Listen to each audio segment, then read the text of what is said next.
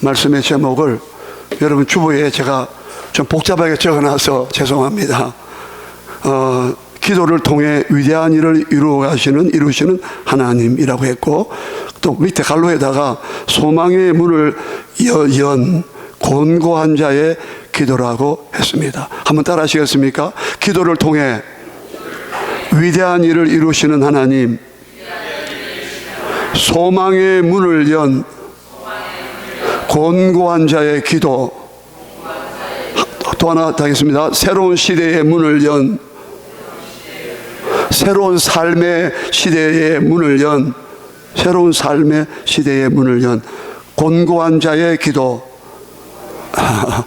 왜 제가 이렇게 제목을 왜 이렇게 많이 했냐면은, 유튜브 설교하다 보니까 사람들이 설교의 제목에 상당히 민감하더라고요. 그래서 조금이라도 이런 게 와닿게 하려고, 좀 생생하게, 이게 내게 적용되고 내게 꼭 필요한 말씀이다, 그렇지 않겠습니까? 그래서 저는 기도를 통해 위대한 일을 이루신 하나님도 좋지만, 우리 형편에 봐서는, 우리 입장에서 봐서는 소망의 문을 연 곤고한 자가 부르짖는 그 기도가 또 막 오늘 한나처럼 부르시진 않지만은 서원까지 하면서, 오늘 본문에 나옵니다만 입술만 달싹달싹해요. 얼마나. 그래서 엘리 제사장이 막, 너 술 취했구나, 너 낮에 술 먹었냐? 아니요, 나는 마음이 슬픈 여자라 내가 나의 심정을 요 하나님께 쏟아 부었습니다. 좀 의역으로 번역하면 그렇게 해서 그 간절하게 그 곤고한 자, 그 괴로운 자가, 고통 가운데 슬픔 가운데 있는 이 한 여자가 하나님께 기도하니까 세상에 그 집안의 한 개인의 가정은 물론이고 이 사사시대의 어두운 시대의 모든 암흑과 절망과 어둠을 싹 걷어버리는 새로운 시대가, 이스라엘의 왕국 시대가, 다윗을 왕으로 세우는, 물론 앞에 사울이라고 하는 왕이 있었지만 사울은 하나님 앞에 패했습니다. 그래서 이스라엘의 솔로몬, 다윗과 솔로몬 시대의 그 최고의 영광스러운 시대를, 문화와 모든 축복이 흘러 넘쳤던, 소위 한마디로 말하면 황금 시대, 동토올 황금 시대. 앞으로 천국은, 우리가 앞으로 가야 될 천국, 예수님 오실 때 하나님 나라 천국을 우리 가게 되는데, 그때는 동토는 황금 시대라 우리는 그렇게 표현합니다. 왜? 그는 다 황금으로, 다 길바닥이 다 황금이라 되어 있어요, 천국이. 자, 오늘 중요한 것은 오늘 중요한 것은 이상해요. 기독교가 말이죠, 가장 어둡고 절망스럽고 실망되고 소망이 없어, 자포자기할 수밖에 없어. 세상 사람들은 그 정도가 되면 극단적인 선택을 하게 됩니다. 그런데 이상해요. 기독교의 역사는, 하나님께서 이 구약의 역사는 얼마나 긴지 모릅니다. 신약은 2000년밖에 안 되죠. 구약은 줄 잡아서 4000년이에요. 배나 더 길어요. 구약의 역사를 보여주면서 하나님이 추상적인 하나님이 아니라, 기독교는 절대로 관념적, 머리로 추상적으로 생각하고 관념적으로 생각하는 기독교가 아닌 것을 보여줘요. 하나님은 저 궁굴에 있는 저 하늘에만 계시고, 땅에 살고 있는, 발붙이고 살고 있는 이 땅의 현실, 고단한 현실, 우리의 고통, 현실 외면하시고 방관하시고 관심도 안 가시는 그런 하나님 아니라, 하나님은 위대한 하나님 하늘에 계시지만, 이사야에서 57장 15절 말씀과 같이 하나님은 높고 거룩한 곳에, 영화로운 곳에 계시지만 동시에 자기 백성들 가운데, 하나님을 믿는 백성들 가운데 그 마음이 통회하고, 통회라는 것은 자기 죄를 하나님 앞에 막 통곡하면서, 애통하면서 죄를 회개하는 것을 말하죠. 그 마음이 통회하는 자, 그리고 그 마음이 겸손한 자의 그 그 사람의 영을 내가 소생시킨다는 말씀입니다. 하나님은 높고 거룩한 곳에, 영광스러운 곳에 계시지만 동시에 하나님 앞에 자기의 부족함을 내놓고 하나님 애통하면서 심령이 통회하는 자, 하나님 불쌍히 여겨 주옵소서. 그리고 회개하는 사람, 그 사람의 영을 내가 겸손한 자의 영이라 했어요. 여러분, 하나님 앞에 겸손하지 않으면 예배할 수가 없고, 겸손하지 않으면 기도할 수가 없고, 겸손하지 않으면 하나님 말씀 순종할 수가 없어요. 교만한 자는 절대로 하나님 은혜를 받을 수가 없습니다. 오늘 이 시간 여러분들 어린아이처럼 참 예수님 말씀하신 거 마태복음 18장 3절에 너희가 결단코 이 어린아이처럼 되지 않으면, 어린아이 하나 불러가지고 딱 세우면서, 제자들 앞에 세우면서, 가운데 세우면서, 제자들 나의 제자들이요, 너희가 이 어린아이처럼 되지 않으면 결단코 천국에 들어가지 못한다. 어린아이는요, 한번 따라합시다. 어린아이는 단순합니다. 믿습니다. 예, 어린아이는 아버지 엄마를 단순하게 믿어요. 복잡하지 않아. 그리고 어린아이 또 뭡니까? 어린아이 단순함. 어린아이는 절대 신뢰하는 거. 부모님 손만 잡으면 만사가 편안해. 아무 걱정 없어. 그게 뭡니까? 절대 의지하는 거. 어린아이처럼 하나님을, 예수님을 절대적으로 의지하란 말이에요. 다른 것 의지하지 말고 하나님을 의지하라, 이 말, 이 말씀을 의지하란 말입니다. 하나님의 언약과 약속을 의지하란 말입니다. 예? 어린아이는 그거예요. 하나 더 있는 제가 생각 안 나요. 어린아이는요, 단순해요. 절대 단순하게 믿어요. 예? 하나님 하라면 예, 하지만 예, 안 합니다. 여러분 단순해야 됩니다. 예? 심플해야 돼요. 복잡하면 안 돼요. 예, 자, 그리고 단순하고 그다음 뭐요? 절대적으로 부모를 따르고 신뢰하듯이 절대적으로 하나님만 신뢰한다는 거예요. 자, 여러분 오늘 이상하다고 했죠. 뭐가 이상하냐? 기독교는 이렇게 고통스럽고 현실이 아픔과 슬픔 가운데 좌절할 수밖에 없고 절망만이 캄캄함 밖에는 없는데, 그때는 사람들이 전부 다 극단적으로 다 선택하는데, 세상 사람들은 성경의 역사는 신구약을 막론하고 막 나가고, 성경에는 전부 다 바로 그때 하나님의 희망이, 하나님이 주시는 소망이 문이 활짝 열어줬다 이 말입니다. 저는 새벽기도 때 이 지난 주간에 호세아서 2장 14절 15절, 호세아 2장 15절을 특별히 소망의, 거기서 아골 골짜기 같은 거기서 소망의 문을 삼아 주리라. 예? 여러분 이사야서 저기 어디입니까? 예레미야, 여러분 잘 아는 예레미야 29장 11절 거의 암송하실 거예요 아마. 예레미야 29장 11절은 거의 다 암송 다 하고 있어요. 너희를 향한 나의 생각은 내가 아나니 여호와의 말씀이니라. 한번 따라 하시겠습니까? 너희를 향한 나의 생각을 내가 아나니 재앙이 아니요 곧 평안이요, 재앙이 아니요 곧 평안이요, 장래에 소망을 주려 하는 생각이라. 예레미야 29장 11절 말씀이에요. 저는 앞에 번역을 더 좋아합니다. 이번에 번역보다도 장래에 소망을 주려 하는 생각이라는 거야. 너희를 향한 나의 생각이 있다는 거야. 하나님은 우리에게 비록 허물과 죄가 많지만, 비록 못나고 비록 하나님을 때로는 덩지고 하나님을 무시하고 내 마음대로 살아가는 우리지만, 그래도 자기 자녀이기 때문에, 자기 자식으로 보기 때문에, 우리는 하나님의 자녀이기 때문에, 하나님의 자기 백성이기 때문에 우리를 불쌍히 보시면서 너희를 향한 나의 생각을 내가 아나니 재앙이 아니야. 지금 예레미야 29장은요 바벨론의 이스라엘 백성이 우상숭배 죄 때문에, 우상숭배 제일 무서워요. 여러분 자신이 하나님처럼 자리에 앉아있으면 여러분 자신이 우상입니다. 여러분 사랑스러운 자녀조차도 우상화될 수가 있어요. 자식을 사랑하지 말라는 말이 아닙니다. 여러분 자신을 학대하고 미워하는 말이 아니고, 항상 나는 하나님보다도 난 항상 밑에 있다. 그분은 생명의 창조자다. 그 모든 복의 근원이시다. 믿습니까? 그분을 하나님으로 인정해 드리란 말입니다. 여러분 자녀가 만약에 여러분 부모를 인정 안 하면 어떻게 했어요? 집에 와도 얘야 아빠 왔다 엄마 왔다 해도 쳐다보지도 않고 문 딱 잠그고, 예? 대답도 안 하고, 부모를 인정도 안 하고, 대화도 안 하고, 자기의 아픈 고통 현실도 말 안 하고, 그러면 부모가 억장이 무너지는 거예요. 내가 어떻게 키웠는데.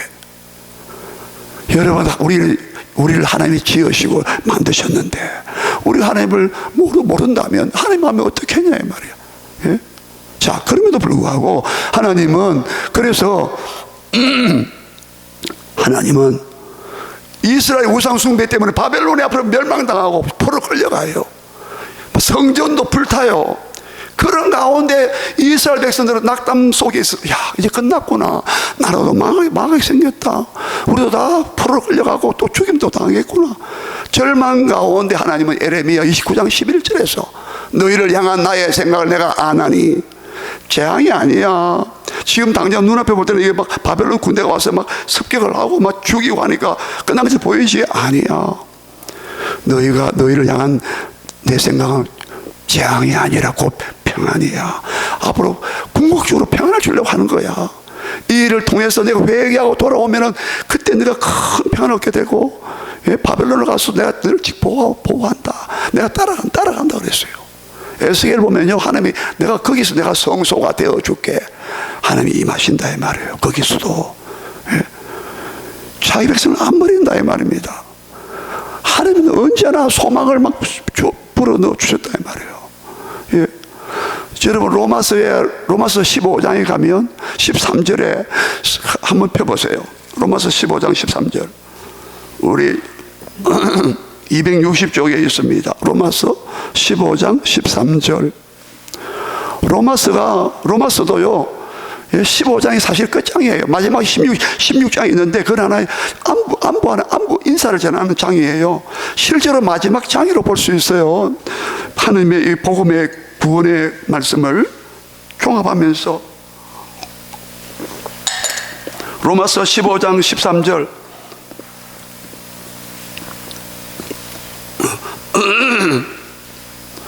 찾으십니까? 260쪽에 있습니다.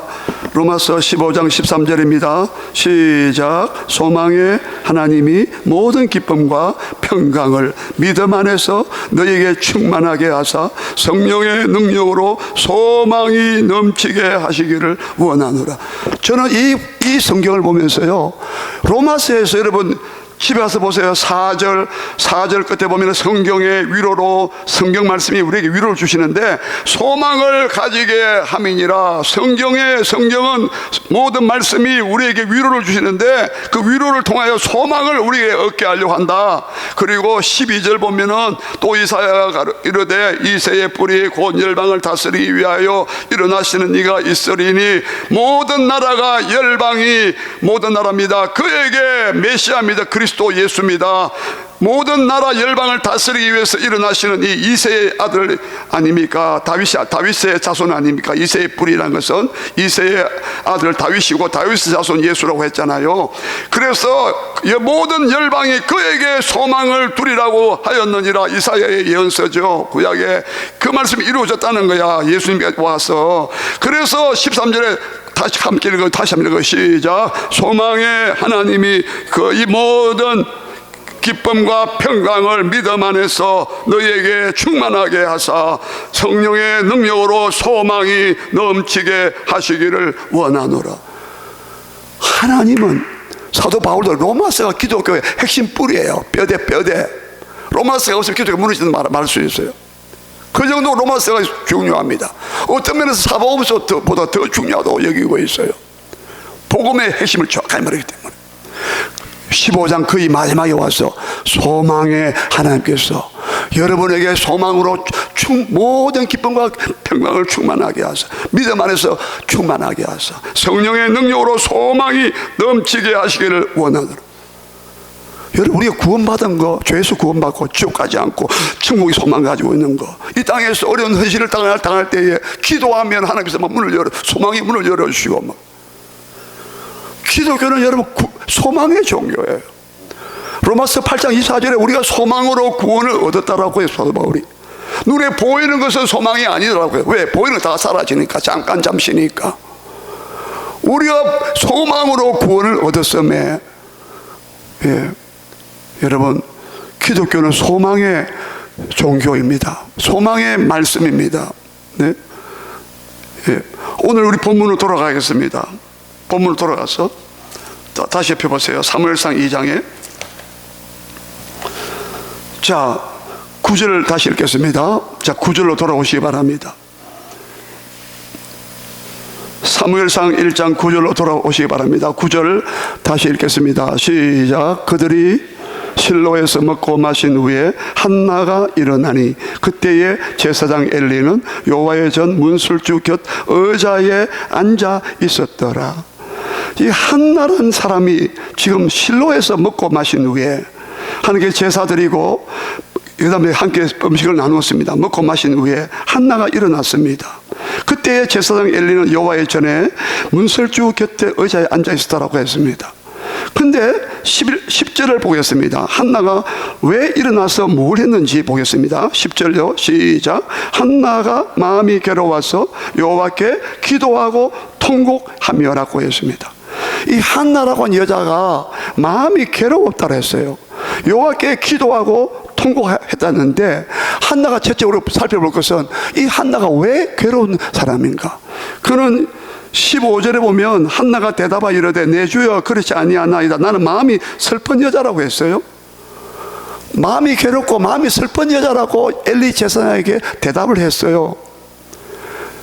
왜 이 사람이 한나라는 이 여자가 그렇게 고통과 슬픔과 마음이 괴롭고, 여러분 7절 보실까요? 7절, 8절 두 절을 보실까요? 거기에 한나의 고통을 또 다르게 말하고 있습니다.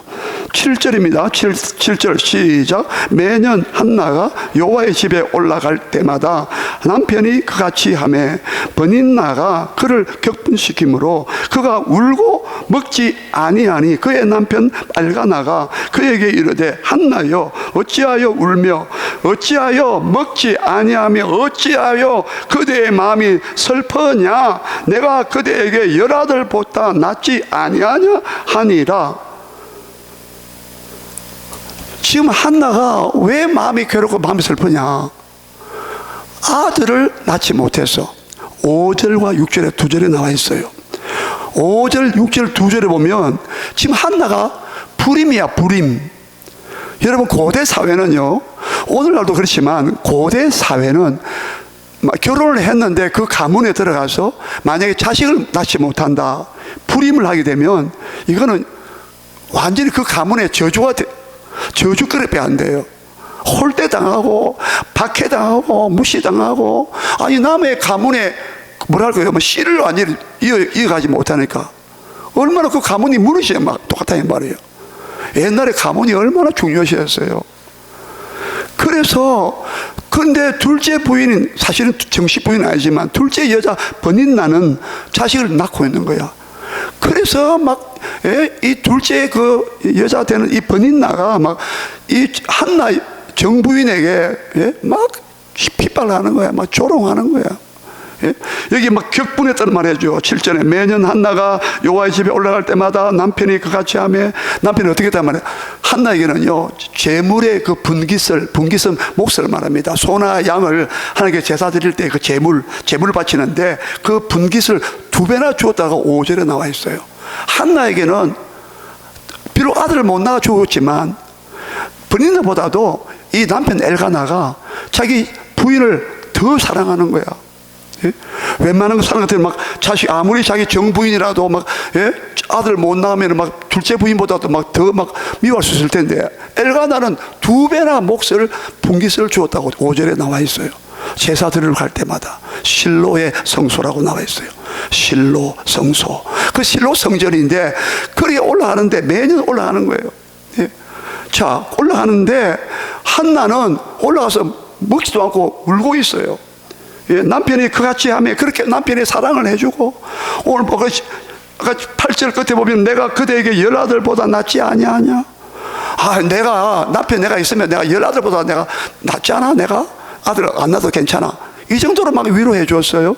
근데도 한나는 남편의 위로도 아무 소용이 없어. 지금 버린나가 막 격동시키고 있어요. 이 격동이란 말은 앞에 번역 격동, 이번에 격분이라 번역했는데, 격분한다, 화를 또 꾼다 이 말이에요. 아이고 너 네가 본부인이라고, 네가 아들도 못 낳는 네가 네가 정실 부인이냐? 아이고. 그리고 또 중요한 것은 뭐예요? 매년 여호와의 집에 실로 성전에 올라갈 때마다 격동시켰어요. 이게 중요한 말입니다. 하나님께 예배 드리러 올라가는데 한나는 마음 한켠에는 뭐가 있겠어요? 아무 남편이 잘해줘도 만족이 안 돼. 위로도 안 된다고 했죠. 아무 소용없어요. 그런데 지금 브린나는 자기를 막 격분시키고 있어. 이 격분이란 말은 아까 설명하다 말았는데, 이게 라암이 뭐냐? 천둥 번개 치는 것처럼 그런 소리를 했다는 이 말입니다. 그러니까 제가 음성 묘사해 볼게요. 야, 한나, 너 뭐 꼴 좋다. 네가 뭐 정실 부인이야, 본부인하고 네가? 아이고, 네 주제에 뭐 자식도 못난 주제에 이 엘가나, 이 가문에 네가 들어와서 네가 한 게 뭐냐? 이렇게 막 천둥 번개가 이보다 더 큰 소리 했겠죠. 억장이 무너지게 했다 이 말이에요. 막 얼마나 다그치고 막 멸시하고 조롱하고, 예? 뭐 학대까지 안 했지만 학대하는 말이죠 이 말은. 이 정도로 막 얼마나 막 박해를 했는지 막 핍박을 하고 말이에요. 그것도 더 중요한 말은 뭐라 했어요? 여호와의 집에 올라갈 때마다 이 말이에요. 한나는 지금 남편의 사랑도 못 받고, 사랑받았지만 위로가 만족이 안 되고, 지금 브린나가 자기를 막 대적하고, 심지어 본문에서는 원수 대적이 적수라고, 적수. 이번에 본 적수야. 한번 볼까요? 6절 한번 보실까요? 자, 6절을 한번 같이 읽어봐요. 6절을 같이 읽어요. 시작. 여호와께서 그에게 임신하게 못하게 하심으로 그의 적수인 브린나가 그를 심히 격분하게 하여 뭐하며 괴롭게 하더라. 그의 적수야, 적수. 적수가 뭐예요? 아, 저 사람 나한테 적수야, 적수. 라이벌. 예? 나를 원수시한다 이 말이에요. 지금 이런 원수 같은 존재가 그 브린나란 말이에요. 이 브린나가 지금 언제 지금 마음을 더 괴롭게 했느냐면, 한나의 마음을 여호와의 집에 제사 드리러 올라갈 때, 지금 제사 드리러 올라가는 한나의 마음은 어떤 마음이겠어요? 하나님, 오늘 내가 예배 드리러 갑니다. 제사는 신약의 예배를 말하죠. 구약은 제사입니다. 제사 예배 드리러 갈 때 한나의 마음속에 어떤 강렬한 소망이 있었겠어요? 마음의 소원이, 하나님, 오늘 보면 11절에 그가 서원한 기도 내용 그대로입니다. 예, 한번 같이 읽어볼까요?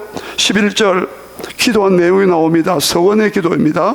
11절 같이 읽어요. 시작. 서원하여 이르되 만군의 여호와여, 만일 주의 여종의 고통을 돌보시고 나를 기억하사 주의 여종을 잊지 아니하시고 주의 여종에게 아들을 주시면 내가 그의 평생에 그를 여호와께 드리고 삭도를 그의 머리에 대지 아니하겠나이다. 이게 서원이거든요. 나중에 이 내용을 좀 더 자세히 소개할 겁니다. 이 기도가 너무 중요한 기도예요. 너무 괴로운 기도, 곤고한 자의 기도지만 이 기도 때문에 하나님의 마음을 움직였다 이 말입니다. 저와 여러분 오늘 이 기도를 할 수 있어야 돼요. 예? 그러면 소망의 문이 확 열린다 이 말입니다. 하늘의 문이 열린다 이 말입니다. 예? 하나님이 살아계신 하나님, 인격적 하나님이란 말입니다. 우리가 간절히 하나님을 인정하고 그분은 권위와 그분의 능력을 인정하고 하면 하나님은 바로 응답하신다 이 말입니다. 새로운 문을 여신다 이 말입니다. 예? 자, 그래서 하나님의 여호와의 집 올라갈 때 한나의 마음이 어떻겠어요? 하나님 아들을 주시면요, 내가 평생을 그에게 하나님께 바치겠고요, 드리겠고 그의 머리에 칼 삭도를 대지 않겠습니다. 이건 나실인이에요. 나실인. 온전히 하나님께 바친 사람. 그 하나님 다 드리겠다. 그 아들을 주면 금이야 오기 할 텐데, 예? 금지 옥지 할 텐데, 내가 그 아들을 주시면 하나님 내 아들로 삼지 않고 하나님께 바치겠다고. 이야, 여러분 보세요 이거. 예? 그런 소원을 갖고 여호와의 집에, 하나님 집에 올라갈 때 그때 딱 맞춰가지고 타이밍 맞춰가지고 브린나가 힘이 격동시키는 거야. 이게 원수 마귀의 역사란 말이에요. 여러분 하나님의 예배 드리고 하나님 집에 올라가고 예배 드리러 올라가고 가고 싶은데 여러분 마음속에 막 방해가 있고 급한 일이 생기고 현실적으로 막 괴로움이 있고, 아유 막 예배 드릴 마음도 없어. 브린나가 여호와의 집에 하나님 집에 올라갈 때마다 브린나 그 시간을 맞춰가서, 물론 평소에도 했겠죠. 이 브린나 하는 짓을 보면 천둥 번개 같은 소리로 막 한나를 막 원수처럼 여기고 적수처럼 여기고 있는데, 조롱 멸시하고 있는데, 예? 자세한 내용은 나오지 않았지만 벌써 여기 이 단어에서 벌써 다 암시하고 있어요. 그러니까 지금 한나가 하나님께 예배드리러 가서 하나님께 이 기도를 하려고 하는데 그때 맞춰서 그걸 못하게 마음을 꺾어버리는 거예요. 여러분 꼭 기억하세요. 여러분 성경 읽고 싶다, 기도하고 싶다, 찬송하고 싶다, 예배드리러 가야 된다, 그런 마음 생길 때 무엇인가 그것을 자꾸 막는 게 있다면 이게 나의 대적, 나의 적수, 원수 마귀구나. 우리 영적으로 그렇게 알아야 한다 이 말이에요. 성경에 지금 여러분 깨알같이 명경같이 거울같이 우리 딱 보여주고 있다 이 말이에요. 얼마나 지금 한나의 마음은 아무데도 소망도 없고 남편의 위로도 만족이 안 되고 소용도 없는데 오직 하나님께만 소망을 두고 하나님 집에 가서 실로 성소에 가서 예배 드리려고 올라가는데 그때 맞춰서 더 마귀가 역사하는 거예요. 불인자 역사하고 있다. 여러분 그때일수록 여러분들이 영적으로 판단해야 되는, 이게 악한 마귀구나. 마귀가 그 사람의 속에서 격동하고 있구나. 예? 내가 예배 드릴 마음을 아예 그 싹을 잘라버리고 있구나. 예? 무슨 말입니다 여러분. 근데 놀라운 것은, 더 감사한 것은 뭡니까? 한나는요 그게 굴하지 않았어요. 굴하지 않았어요. 여러분 10절을 다시 보세요. 10절 다 같이 읽어요. 10절 같이 읽어요. 시작. 한나가 마음이 괴로워서 여호와께 뭐예요? 기도하고 뭐 했어요? 통곡하며. 여기서 중요한 말씀이 뭐냐? 그렇게 한나여, 그렇게 아까 우리 7절 8절 보았죠? 7, 8절에서 뭐라 그랬어요? 아이고 왜 당신이 왜 음식도 안 먹고 왜 울고만 있느냐? 그렇게 마음이 슬프냐? 내가 당신을 열아들보다 낫지 아니하냐? 남편 엘가나가 그렇게 위로하고 있어. 안 먹어. 그 말이 안 들어와. 지금 버린 나의 그 말도 이제 안 들어와. 야 보세요. 이런 상황에서 웬만한 사람들은요, 아까 말씀드렸죠, 아까 극단적으로 선택한다니까. 그냥 완전히 무너져서 기도할 마음도 없고 예배하러 올라갈 마음도 안 생기고 그냥 아이고 될 대로 되라 자포자기 하면서 더 막 방탕하거나 타락의 길로 갈 수 있는데, 한나는 그렇게 하지 않았다는 거예요. 한나는 하나님의 누군지 알고 있는 거야. 예? 알고 있는 거예요. 그래서 뭐냐면은 10절에 한나가 마음이 괴로워서 그냥 죽었다 이게 아니라, 보통 사람 같으면 한나가 마음이 괴로워서 먹지도 않고, 생각해 보세요.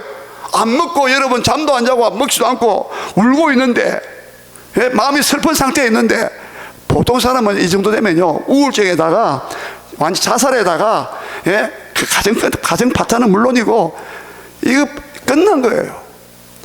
근데 하나님께 기도했다는 게 중요한 거예요.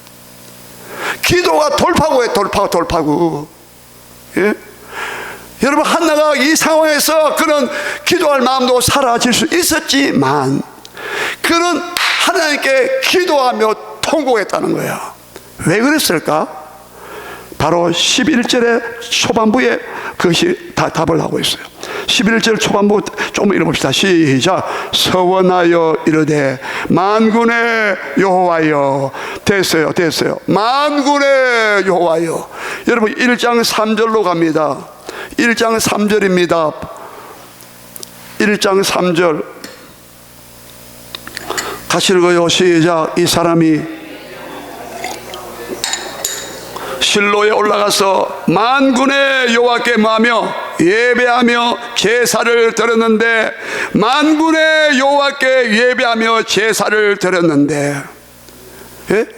여러분 만군의 여호와 뭔가 아세요? 모든 군대의 주관자란 말이에요. 이 우주 만물을 통치하시는 분이에요. 또 다른 의미는 자기 마음대로 하나님 자기 뜻대로 모든 것을 이루어 가시는 분이란 말이에요. 아까 제가 설교 제목 때 그랬죠. 자기 뜻대로 모든 것을 이루어 가시는 분이에요. 에베소서 1장 11절에 여러분 집 와서 한번 찾아보세요. 에베소서 1장 11절은 바로 이것을 그대로 나타나고 있어요. 모든 일을 그의 뜻의 결정대로 일하시는 자의 하나님의 계획을 따라 우리가 예정을 입어서 우리가 하나님의 기업이 되었다. 우리가 하나님의 소유가 되었다. 여러분 한나가 입을 딱 열면서 서원하면서 만군의 여호와여. 제가 이번에 성경을 보면서 놀란 게 하나 있어요. 창세기, 출애굽기, 레위기, 민수기, 신명기, 요수아, 사사기, 룻기, 그 다음에 사무엘상. 이 9번째 성경에 들어오는데 만군의 여호와란 이 말이 자기 마음대로 자기 기뻐하는 뜻대로 기쁘신 뜻대로 성경에 어마어마하게 나오죠. 내가 이것을 기뻐한다. 우리 보세요. 우리도 막 내가 기뻐하는 일을 하잖아요. 근데 하나님이 막 기뻐하는 일을 행한다고 했는데 그게 만군의 여호와란 이 말이 하나님의 호칭이 만군의 여호와란 이 하나님의 호칭이 가장 이 사사시대 어두운 시대에, 예? 여러분 사무엘상 이 부분도 앞에 사사기, 룻기까지 연속되고 있거든요. 이스라엘 백성들이 가장 암울한 역사 어두운 시대가 사사시대예요. 사사시대의 특징이 뭐라고 했습니까? 사람들이 자기 소견에 옳은 대로 행하였더라.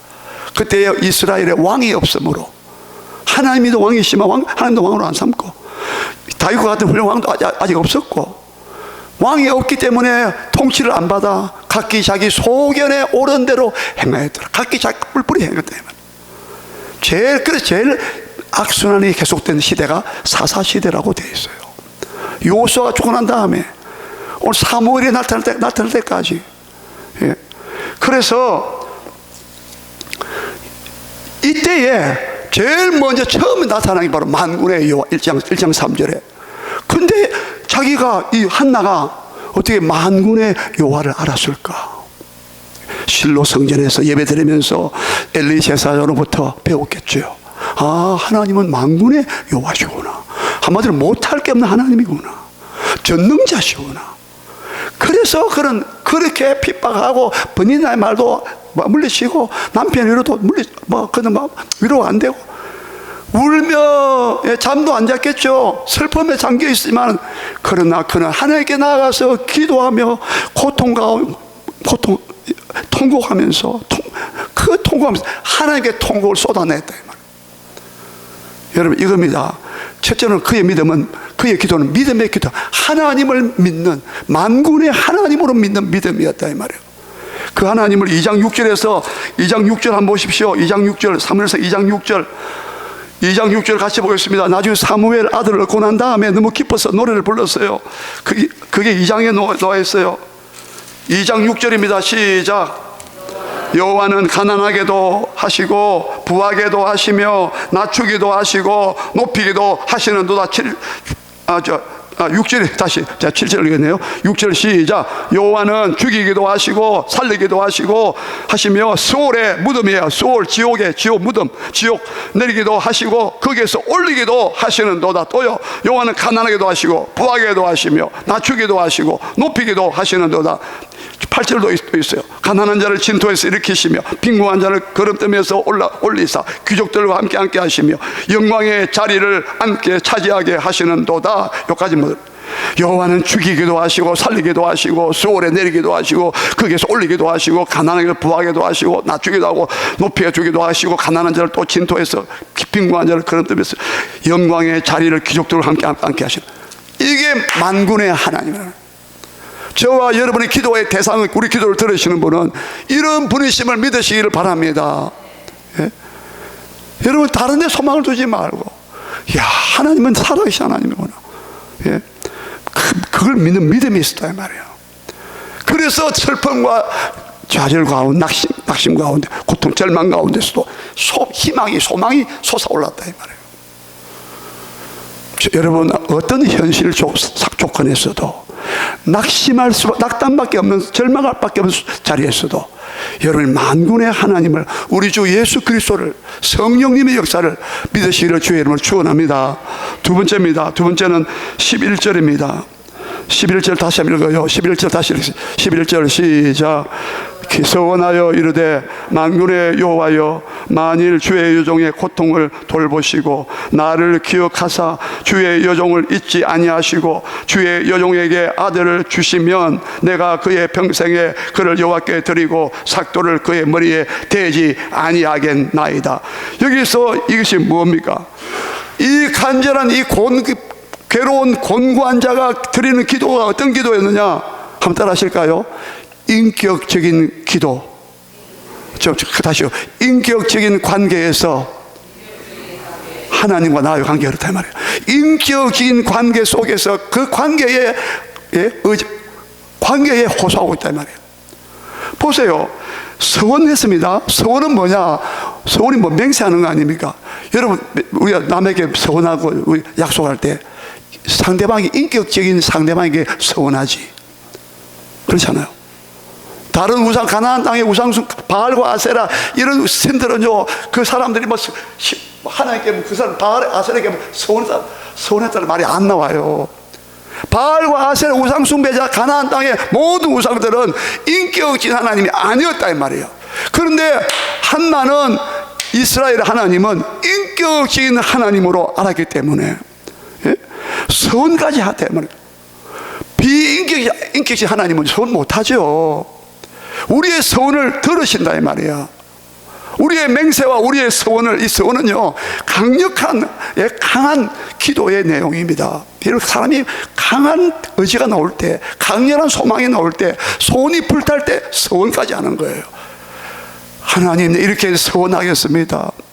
얼마나 막다른 골목에 부딪혔으면, 얼마나 절망 가운데 내몰렸으면 하나님께 서원까지 했겠냐고요. 그런데 그 하나님, 우리의 서원을 들으시는 하나님이라, 인격적인 하나님이란 말입니다. 아까 10절 끝에도 말했어요. 10절 끝에 여호와께 기도하고 통곡했죠. 하나님께 통곡했다고, 사람에게 통곡한 게 아니에요. 여러분, 사람한테 우리가 힘들 때마다 높은 사람 찾아가면 돼. 친척 찾아가면, 나를 아는 지인을 찾아갑니다. 찾아가서 막 통곡합니다. 그 사람은 들어주면도 위로가 되지. 그게 상담의 원칙 아닙니까? 여러분, 하나님께 통곡할 수 있기를 바랍니다. 하나님은 우리의 통곡 소리를 들으시는 분이란 말입니다. 히브리서 5장 7절에 신약성경 히브리서 5장 7절에 예수님도요 심한 눈물과 통곡으로 하나님 아버지께 기도를 올렸다라고 했어요. 그게 아마도 겟세마네 동산에 아니겠어요. 십자가 바로 직전에, 저와 여러분의 죄를 십자가에서 담당하시기 바로 직전에 너무너무 고통스러우기 때문에, 여러분, 하나님은 인격적인 살아계신 하나님이기 때문에 우리가 그분에게 통곡할 수 있다 이 말입니다. 그분에게 서원할 수 있다 이 말입니다. 그러면서 뭐라 그랬습니까? 주여 만일 만군의 여호와여 불렀습니다. 모든 것을 마음대로 통치하시는, 죽은 자를 살리시는, 가난한 자를 부하게 하시는, 소울에서 올리게 하시는 그 하나님, 능치 못한 일이 없는 전능하신 하나님이요 하면서 그 믿음을 가지고 그는 살아계신 하나님 인격적인 관계 속에서 인격적인 기도를 했다 이 말입니다. 여러분, 기도는 여러분 그냥 내 혼자 독백이 아닌 거예요.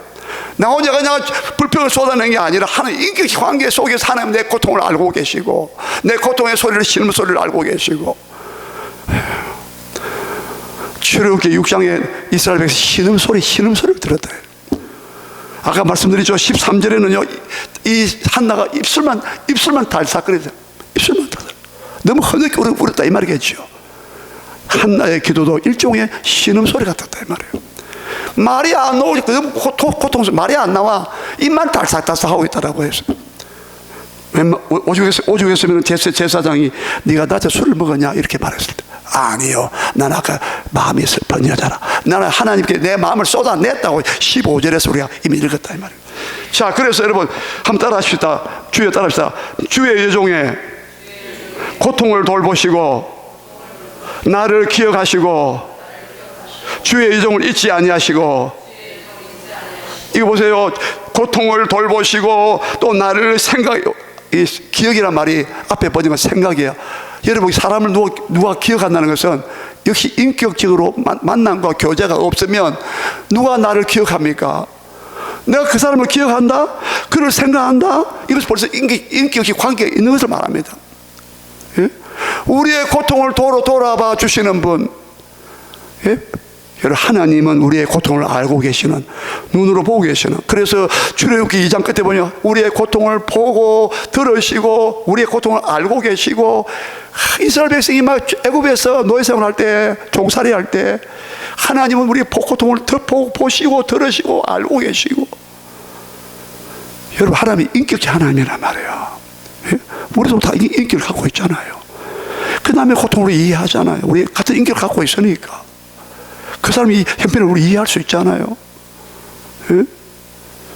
지금 3번 강조했어요. 만일 주의 여종의 고통을 돌아보시는 하나님, 나를 기억하시는 하나님, 나를 잊지 않고 있다. 나를 주의 여종을 잊지 아니하시는 하나님. 또 4번째는 주의 여종에게 아들을 주시는 하나님. 없는 아들도 지실 수 있는 하나님이란 말이에요. 이게 뭘 말하냐? 살아계신 하나님의 인격적 관계를 말한다 이 말입니다. 그리고 이 말씀 속에서 우리 생각은 간절함이 여기 나타났다. 서원도 간절하면서 나오고, 나를 돌아보시고 내 고통을 돌아보아 주소서. 예, 그리고 뭐요, 나를 기억하소서. 나를 잊지 않고요. 주여, 나를 잊으면 안 됩니다 하나님. 예. 여러분, 하나님 우리를 잊지 않고 계시는 분입니다. 믿으시기를 바랍니다. 예. 이사야 46장에 너를 내 손바닥에 새겼다. 항상 하나님 손바닥에 새겼다고 했어요. 그리고 서원하기를 내가 그의 평생에 그를 여호와께 드리고 삭도를 그의 물에 대지 않겠다고 하나님께 바치는 기도를 했어요. 그래서 나중에 사무엘이 나타났어요. 태어났어요. 이 사무엘을 통해서 그 가문의 영광을 뻔한 이 사무엘이요, 이스라엘의 왕의 시대, 왕궁 시대, 예, 왕정 시대, 다윗과 솔로몬으로 이어지는 아까 마침 말씀드렸던 그런 찬란한 시대를 열어난 사람이 바로 사무엘이었다. 이 사무엘이 다윗의 기름 부어주고 그 새로운 시대를, 찬란한 시대를 열어주었다 이 말입니다.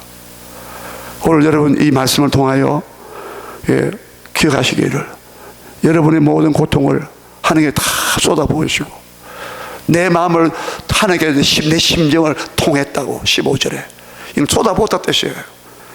반드시 여러분의 통곡과 서원과 주여 나를 돌보시고 나를 잊지 아니하시고 나를 생각하시고 나를 기억하시고 하나님, 살아계신 하나님께서 여러분 기억하시고 생각하시고 잊지 아니하실 줄로 믿습니다. 그러면 여러분 거기 기도 응답되고, 예? 막혔던 것이 해결되고, 예? 하늘의 문이 열리면서 새로운 시대가 열린다 이 말입니다. 그 역사를 오늘 여러분에게도 저에게도 우리 교회에 나타나시기를 주의 이름으로 축원합니다. 우리 다 같이 기도하겠습니다.